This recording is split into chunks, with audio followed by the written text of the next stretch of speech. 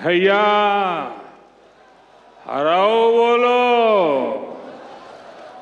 मतंगेश्वर भगवान की, बागेश्वर धाम की जय, जटाशंकर धाम की।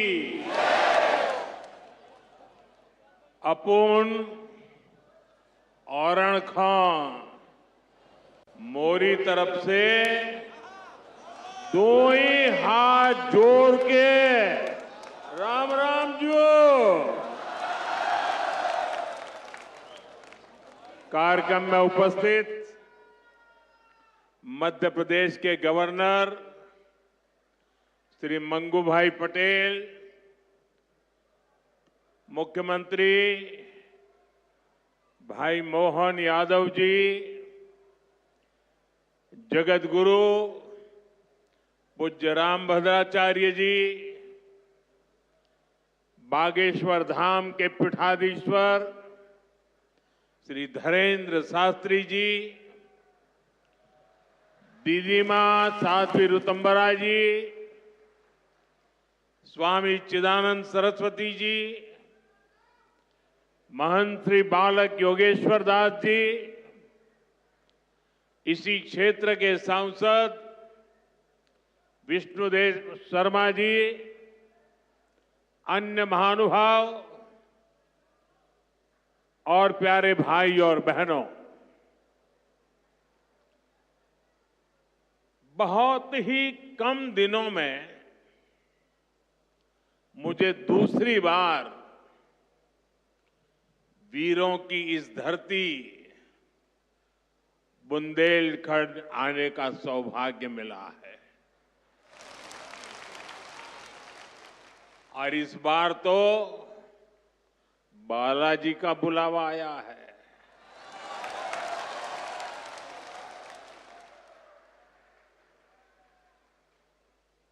ये हनुमान जी की कृपा है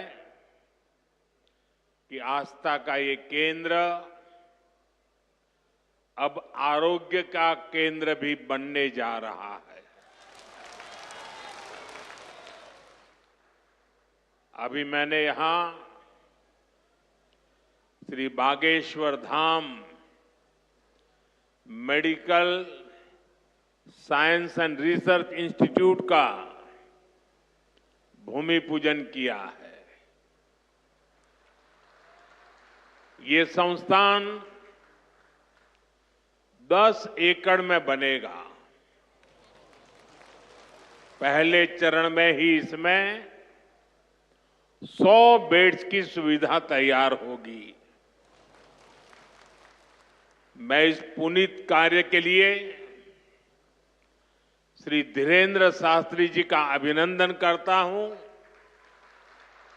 और बुंदेलखंड के लोगों को बहुत बहुत बधाई देता हूं। साथियों, आजकल हम देखते हैं कि नेताओं का एक वर्ग ऐसा है जो धर्म का मखौल उड़ाता है, उपहास उड़ाता है, लोगों को तोड़ने में जुटा है। और बहुत बार विदेशी ताकतें भी इन लोगों का साथ देकर देश और धर्म को कमजोर करने की कोशिश करती दिखती है। हिंदू आस्था से नफरत करने वाले ये लोग सदियों से किसी न किसी भेष में रहते रहे हैं। गुलामी की मानसिकता से घिरे हुए लोग हमारे मत, मान्यताओं और मंदिरों पर, हमारे संत, संस्कृति और सिद्धांतों पर हमला करते रहते हैं। ये लोग हमारे पर्व, परंपराओं और प्रथाओं को गाली देते हैं। जो धर्म, जो संस्कृति स्वभाव से ही प्रगतिशील है, उस पर ये कीचड़ उछालने की हिम्मत दिखाते हैं। हमारे समाज को बांटना, उसकी एकता को तोड़ना ही इनका एजेंडा है। इस माहौल में मेरे छोटे भाई धीरेन्द्र शास्त्री जी काफी समय से देश में एकता के मंत्र को लेकर लोगों को जागरूक करते रह रहे हैं। अब उन्होंने समाज और मानवता के हित में एक और संकल्प लिया है। इस कैंसर संस्थान के निर्माण की ठानी है। यानी अब यहां बागेश्वर धाम में भजन, भोजन और निरोगी जीवन तीनों का आशीर्वाद मिलेगा। साथियों, हमारे मंदिर, हमारे मठ, हमारे धाम, ये एक और पूजन और साधना के केंद्र रहे हैं, तो दूसरी ओर विज्ञान और सामाजिक चिंतन के भी, सामाजिक चेतना के भी केंद्र रहे हैं। हमारे ऋषियों ने ही हमें आयुर्वेद का विज्ञान दिया। हमारे ऋषियों ने ही हमें योग का वो विज्ञान दिया जिसका परचम आज पूरी दुनिया में लहरा रहा है।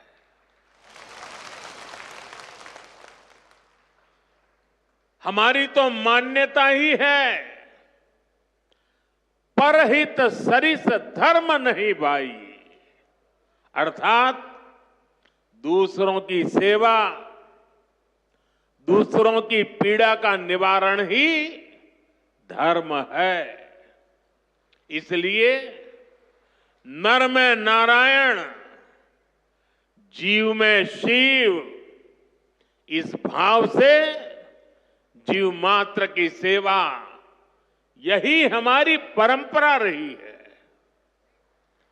आजकल हम देख रहे हैं महाकुंभ की हर तरफ चर्चा हो रही है। महाकुंभ अब पूर्णता की ओर है।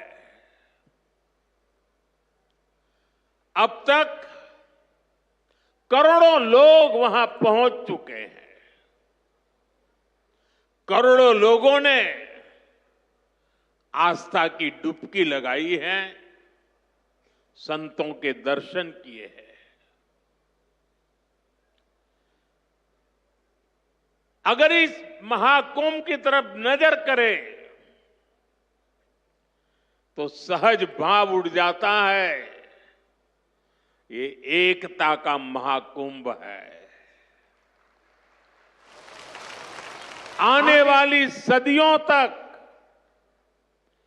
144 वर्ष के बाद हुआ ये महाकुंभ एकता के महाकुंभ के रूप से प्रेरणा देता रहेगा और देश की एकता को मजबूती देने का अमृत परोसता रहेगा।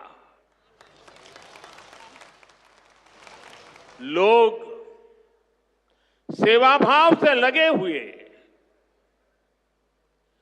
जो भी कुंभ में गया है, एकता के दर्शन तो किए ही हैं, लेकिन जिन जिन से मेरा मिलना हुआ है, दो बातें महाकुंभ में गए हुए हर व्यक्ति के मुंह से हिंदुस्तान के कोने कोने में सुनाई देती है।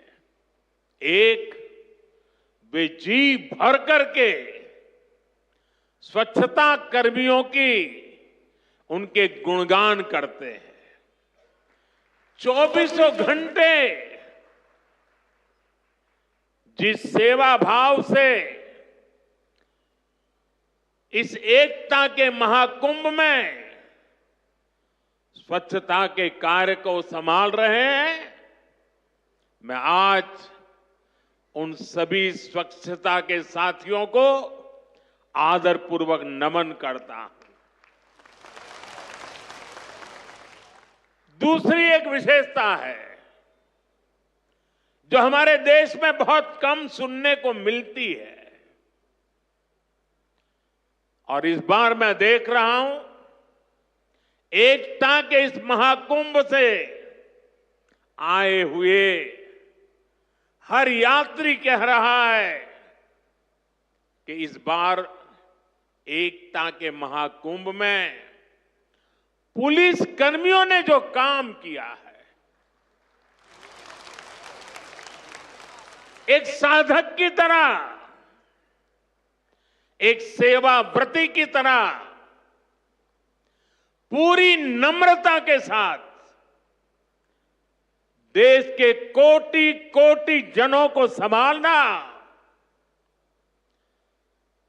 इस एकता के महाकुंभ में जिन पुलिस कर्मियों ने देश के लोगों का दिल जीत लिया है, वे भी बधाई के पात्र है। लेकिन भाइयों बहनों, प्रयागराज के इसी महाकुंभ में इसी सेवा भावना के साथ अनेक विध समाज सेवा के प्रकल्प चल रहे हैं, जिसकी तरफ मीडिया का तो ध्यान जाना बड़ा मुश्किल है, लेकिन ज्यादा चर्चा भी नहीं हुई है। अगर मैं सभी इस सेवा प्रकल्पों की चर्चा करूं तो शायद मेरा अगला कार्यक्रम डिस्टर्ब हो जाएगा, लेकिन मैं एक का उल्लेख करना चाहता हूं। इस एकता के महाकुंभ में नेत्र महाकुंभ चल रहा है। इस नेत्र महाकुंभ में देश के कोने कोने से आए हुए यात्री, गरीब परिवारों से आए हुए लोग, उनकी आंखों की जांच होती है, मुफ्त में होती है। नेत्र चिकित्सक देश के गणमान्य डॉक्टर 2 महीने से वहां बैठे हुए हैं, और इस नेत्र महाकुंभ में अब तक 2 लाख से ज्यादा मेरे भाई बहनों की आंखों की जांच हो चुकी है। करीब 1.5 लाख लोगों को निशुल्क दवाई और चश्मे दिए गए हैं, और कुछ लोग ऐसे पाए गए जिनके मोती बिंदु के ऑपरेशन की जरूरत थी। तो इस नेत्र महाकुंभ से चित्रकूट और अगल बगल के स्थानों पर जहां पर अच्छी नेत्र चिकित्सा की अस्पतालें थी, करीब 16,000 मोतियाबिंद के ऑपरेशन के लिए उन अस्पतालों में भेज करके एक भी पैसे का खर्च बिना उन सबके मोतियाबिंद के ऑपरेशन किए गए हैं। ऐसे कितने ही अनुष्ठान इस एकता के महाकुंभ में चल रहे हैं। भाइयों बहनों, ये सब कौन कर रहा है? हमारे साधु संतों के मार्गदर्शन में हजारों डॉक्टर्स, हजारों स्वयंसेवक स्वतः स्फूर्त भाव से, समर्पित भाव से, सेवा भाव से इसमें लगे हुए हैं। जो लोग एकता के इस महाकुंभ में जा रहे हैं, वो इन प्रयासों की सराहना कर रहे हैं। भाइयों बहनों, ऐसे ही भारत में कितने ही बड़े बड़े अस्पताल भी हमारी धार्मिक संस्थाओं द्वारा चलाए जा रहे हैं।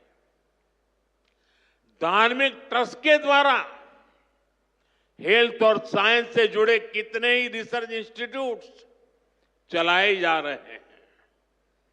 करोड़ों गरीबों का इलाज और सेवा इन संस्थानों में होती है। मेरी दीदी मां यहां बैठी है। अनाथ बालिकाओं के लिए जिस प्रकार से समर्पण भाव से वो सेवा करती है, अपना जीवन बेटियों के लिए उन्होंने समर्पित कर दिया। साथियों, यहीं पास में हमारे बुंदेलखंड का चित्रकूट, प्रभु राम से जुड़ा ये पवित्र तीर्थ खुद दिव्यांगों और मरीजों की सेवा का कितना बड़ा केंद्र है। मुझे खुशी है इस गौरवशाली परंपरा में बागेश्वर धाम के रूप में एक और नया अध्याय जुड़ने जा रहा है। अब बागेश्वर धाम में आरोग्य का आशीर्वाद भी मिलेगा। मुझे बताया गया है यहां 2 दिन बाद महाशिवरात्रि के दिन 251 बेटियों के सामूहिक विवाह महोत्सव का भी आयोजन होगा। मैं इस पुण्य कार्य के लिए भी बागेश्वर धाम की सराहना करता हूं। मैं सभी नवविवाहिता दंपतियों को, मेरी बेटियों को सुंदर और सुखी जीवन के लिए अग्रिम बधाई देता हूं, हृदय से आशीर्वाद देता हूं। साथियों, हमारे शास्त्रों में कहा गया है, शरीर माध्यम खलु धर्म साधनम, अर्थात हमारा शरीर, हमारा स्वास्थ्य ही हमारे धर्म, हमारे सुख और हमारी सफलता का सबसे बड़ा साधन है। इसलिए जब देश ने मुझे सेवा का अवसर दिया तो मैंने सबका साथ सबका विकास के मंत्र को सरकार का संकल्प बनाया। और सबका साथ सबका विकास के इस संकल्प का भी एक बड़ा आधार है सबका इलाज, सबको आरोग्य। इस विजन को पूरा करने के लिए हम अलग अलग स्तर पर फोकस कर रहे हैं। हमारा फोकस है बीमारी से बचाव पर। आप मुझे बताइए, यहां स्वच्छ भारत अभियान के तहत टॉयलेट, शौचालय हर गांव में बने हैं कि नहीं बने हैं? इससे आपकी मदद हुई कि नहीं हुई? आपको पता है, शौचालय बनने से एक और फायदा हुआ है। शौचालय बने हैं तो गंदगी से होने वाली बीमारियां भी कम हुई है। एक स्टडी कहती है, जिन घरों में शौचालय बने हैं वहां हजारों रुपये बीमारी पर खर्च होने से बचे हैं। साथियों, 2014 में हमारी सरकार आने से पहले हालात ये थी कि देश में गरीब जितना बीमारी से नहीं डरता था, उससे ज्यादा डर उसे इलाज के खर्च से लगता था। अगर परिवार में कोई एक व्यक्ति भी गंभीर बीमारी का शिकार हो जाए तो पूरा परिवार संकट में आ जाता था। मैं भी आप सबकी तरह गरीब परिवार से निकला हूं। मैंने भी इन तकलीफों को देखा है और इसलिए मैंने संकल्प किया है, मैं इलाज का खर्च कम करूंगा और आपकी जेब में ज्यादा से ज्यादा पैसे बचाऊंगा। मैं आपको बार बार हमारी सरकार की कुछ कल्याणकारी योजनाओं की जानकारी देता रहता हूं ताकि एक भी जरूरतमंद योजनाओं से छूटे नहीं। इसलिए मैं कई जरूरी बातें आज फिर यहां दोहरा रहा हूं और मैं आशा करता हूं आप इसे याद भी रखेंगे और अपने परिचितों को जरा बताएंगे भी। बताएंगे ना? पक्का बताएंगे? ये भी सेवा का ही काम है। इलाज के खर्च का बोझ कम होना चाहिए कि नहीं होना चाहिए? इसलिए मैंने हर गरीब के मुफ्त इलाज की व्यवस्था कर दी है। 5 लाख तक का इलाज बिना किसी खर्च के। किसी बेटे को अपने मां बाप के इलाज के लिए 5 लाख रुपए तक खर्च नहीं करना पड़ेगा। ये दिल्ली में आपका जो बेटा बैठा है ना, वो काम वो करेगा। लेकिन इसके लिए आपको आयुष्मान कार्ड बनवाना है। मुझे आशा है कि यहां बहुत सारे लोग होंगे जिनका आयुष्मान कार्ड जरूर बना होगा। जिनका नहीं बना है वो भी जल्दी से बनवा ले। और मैं मुख्यमंत्री जी को भी कहूंगा कि इस काम को, इस क्षेत्र में अगर कोई छूट गए हो तो तेजी से इसको आगे बढ़ाया जाए। साथियों, एक और बात आज आपको याद रखनी है। अब गरीब, अमीर, मध्यम वर्ग, कोई भी परिवार हो, परिवार में 70 साल से अधिक उम्र के सभी बुजुर्गों के लिए भी मुफ्त इलाज के लिए आयुष्मान कार्ड बन रहे हैं। ये कार्ड भी ऑनलाइन ही बन जाएंगे। इसके लिए कहीं किसी को कोई पैसा देना नहीं है और अगर कोई पैसे मांगता है तो सीधे मुझे चिट्ठी लिखना, बाकी काम मैं कर लूंगा।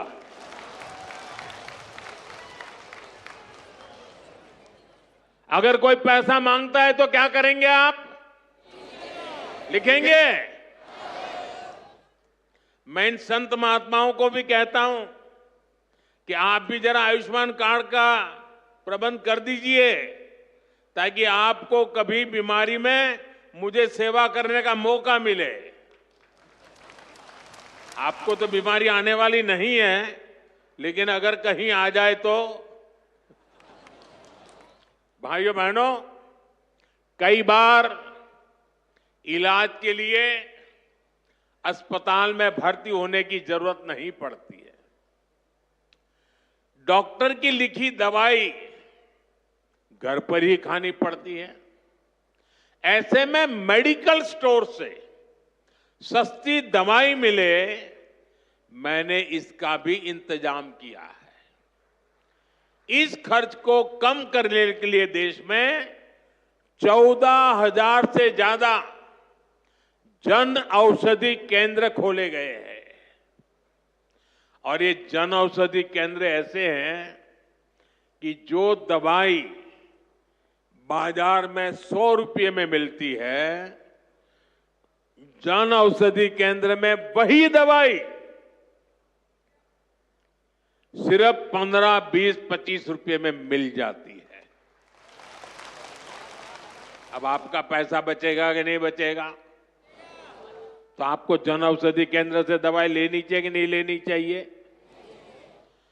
दूसरी एक बात मैं करना चाहता हूं। आजकल बहुत बार खबरें आती हैं, गांव-गांव किडनी की भी बीमारी काफी फैल रही है। अब किडनी की बीमारी जब बढ़ जाती है तो लगातार डायलिसिस करानी पड़ती है, नियमित रूप से करानी पड़ती है, दूर दूर जाना पड़ता है, खर्चा बहुत लगता है। आपकी ये मुसीबत कम हो, इसलिए हमने देश के 700 से ज्यादा जिलों में 1,500 से ज्यादा डायलिसिस सेंटर खोले हैं। यहां मुफ्त डायलिसिस की सुविधा भी उपलब्ध है। सरकार की इन सब योजनाओं की जानकारी आपको भी होनी चाहिए और आपको अपने परिचितों में भी सबको बताना चाहिए। तो मेरा इतना काम करोगे? जरा सब हाथ ऊपर करके बताइए, करोगे? आपको पुण्य मिलेगा। ये सेवा का काम है। साथियों, बागेश्वर धाम में कैंसर मरीजों के लिए इतना बड़ा अस्पताल खुलने जा रहा है, क्योंकि कैंसर अब हर जगह बड़ी परेशानी बन रहा है।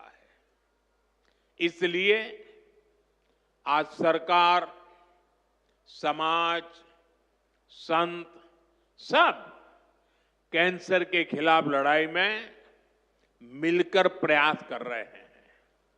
भाइयों बहनों, मुझे पता है गांव में अगर किसी को कैंसर हो जाए तो उससे लड़ना कितना मुश्किल होता है।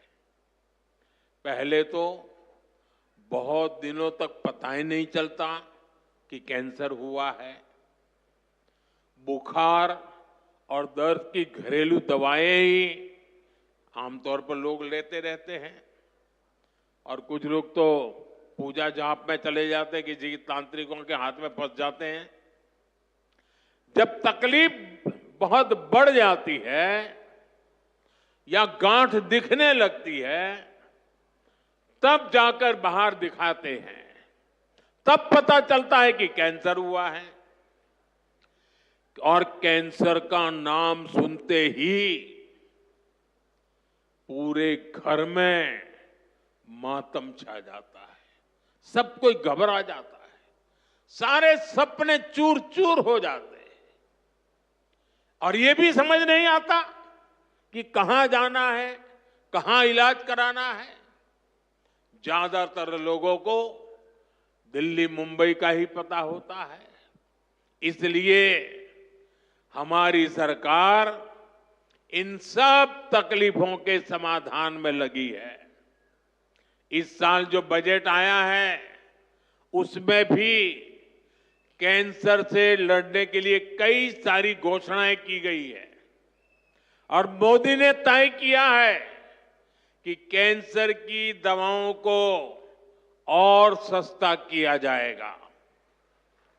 अगले 3 साल में देश के हर जिले में कैंसर डे केयर सेंटर खोले जाएंगे।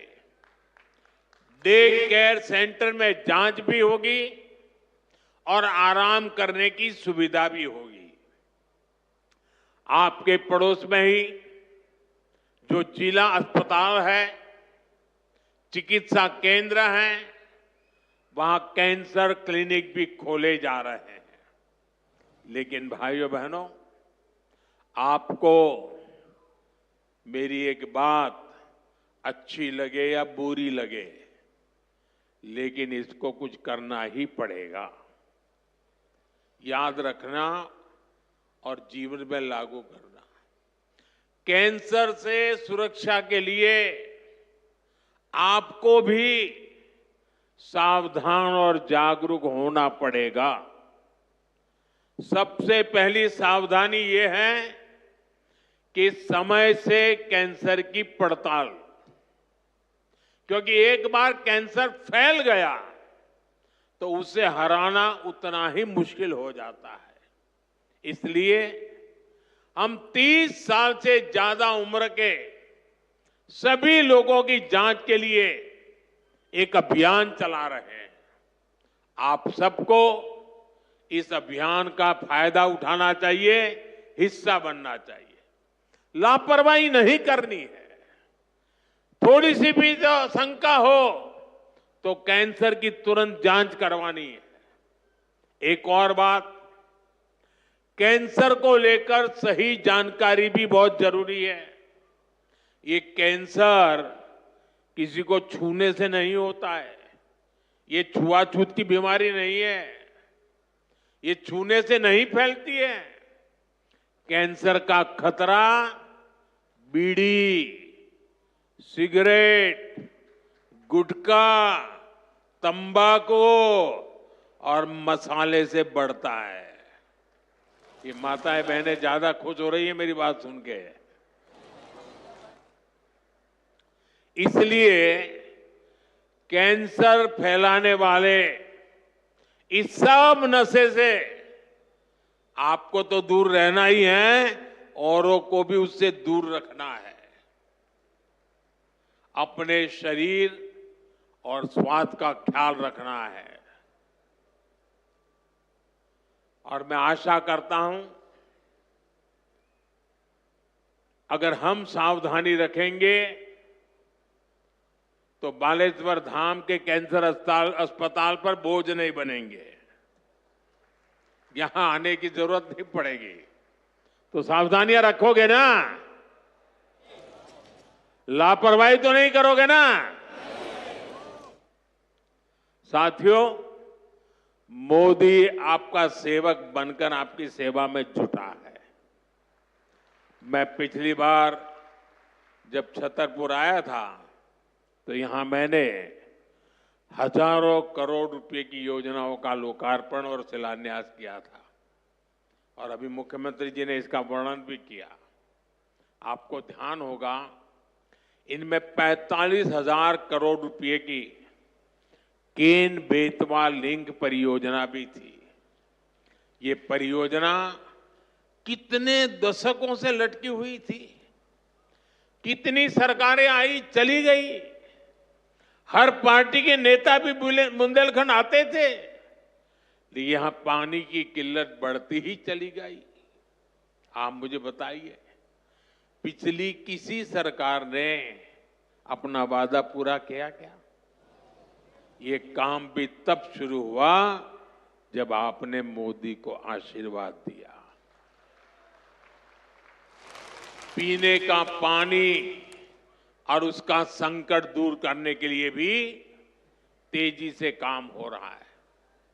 जल जीवन मिशन यानी हर घर जल परियोजना के तहत बुंदेलखंड के गांव-गांव में पाइप से पानी पहुंचाया जा रहा है।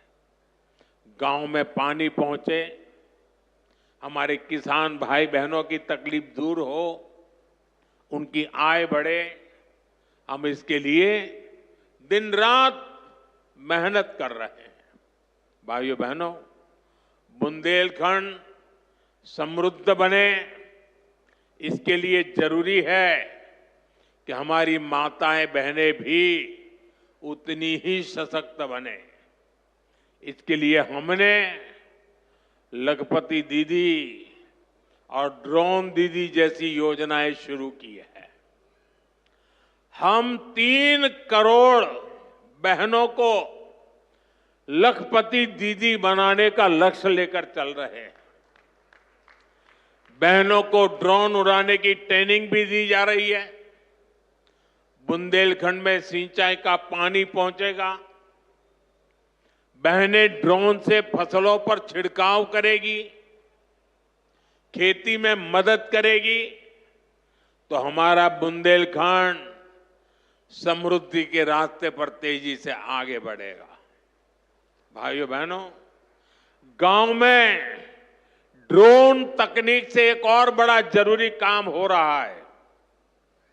स्वामित्व योजना के अंतर्गत ड्रोन से जमीन की पैमाइश करा के उसके पुख्ता कागज दिए जा रहे हैं।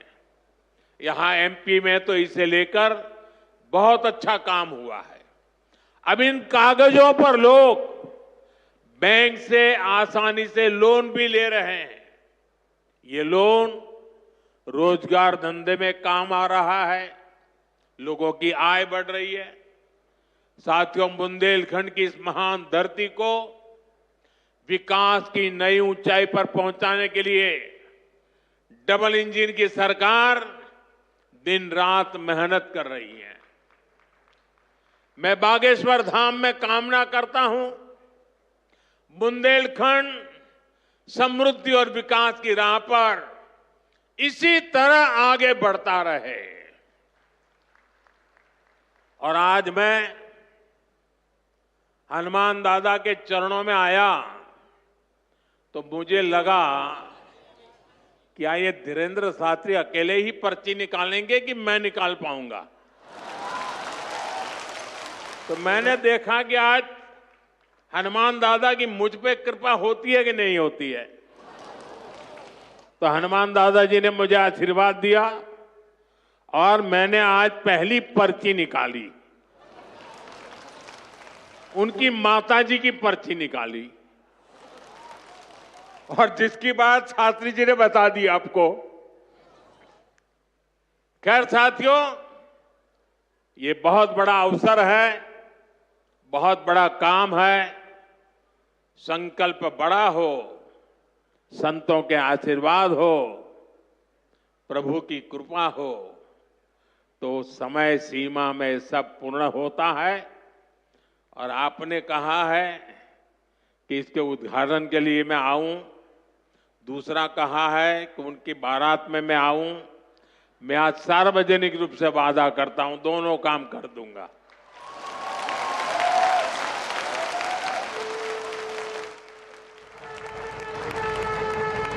आप सभी को एक बार फिर मेरी बहुत बहुत शुभकामनाएं, बहुत बहुत धन्यवाद। हर हर महादेव।